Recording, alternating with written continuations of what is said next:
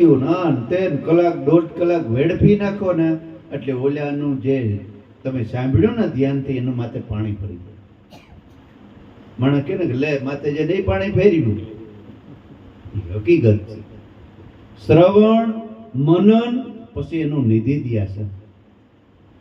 એટલે ભલેથી તમે ધક્કો ખાધો, ઉજાગરો કર્યો, 5 રૂપિયા કોઈ મહાપુરુષને શરણે ધર્યા, તો બાપા એ લેખિત લાગવું જોઈએ.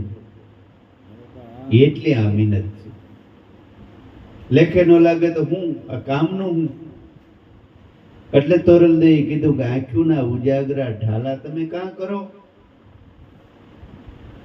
ઢાલા ઉજાગરા ન કરો.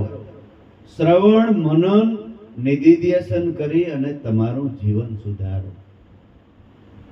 અને આખો સત્સંગ ન ઉતરે તો કઈ નહીં, પણ 2-5 વાતો તો જીવનની અંદર ઉતારવી જ જોઈએ.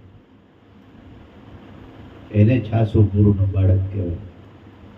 તો જ તમારું બધું લેખે લાગે. એટલે શ્રવણ મનન અને નિધિધ્યાસન કરી અને આપણું જીવન સુધારવું જોઈએ અને ભક્તિમાં આગળ વધવું જોઈએ.